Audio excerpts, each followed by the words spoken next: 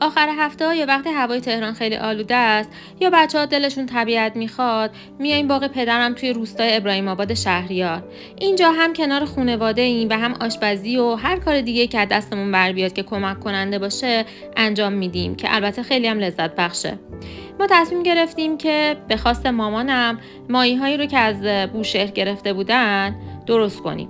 تصمیم پدر و مادر و همسرم این بود که ماهی‌ها رو سرخ کنیم. بازی میکنه. این لوناست، همون که داشت میزد.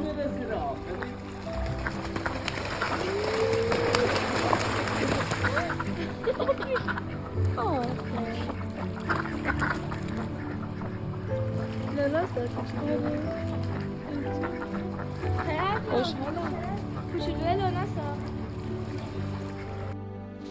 خب من دلم نیومد که ماهیای به این خوشمزگی رو توی روغن سرخ کنیم و خاصیتش رو کم بکنیم.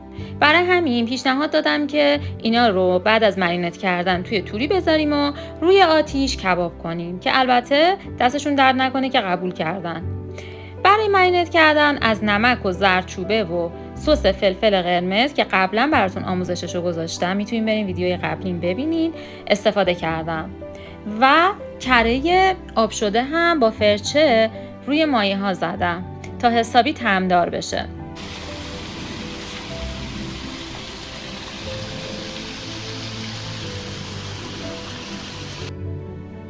تا حالا کله ماهی خوردین؟ من همه رو ریختم تو قابلمه با پیاز و سیر و برگ بو و ادویه‌جات و در آخرم برگ سیر ریختم که طعمدار بشه و گذاشتم بپزه حسابی، چون بسیار مفیده.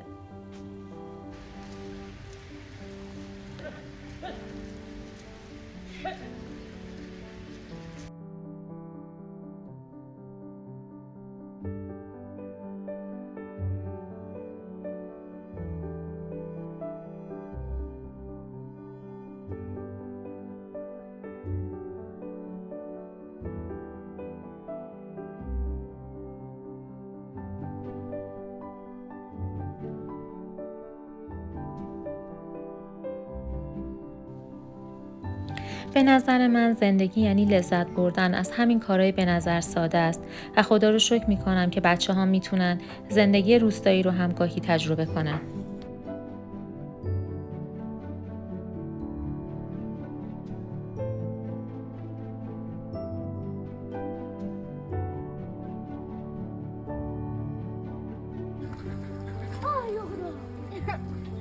ببین ماهیشونی شفتم ماهیشونی پاپوتا همش همدیگر میزنن. آلبالوه؟ آره آلبالوه. بذار بیارم شده بود.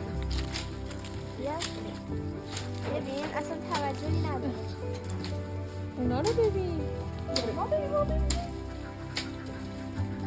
تو فقط باید. تو باید بزن. این با ماست.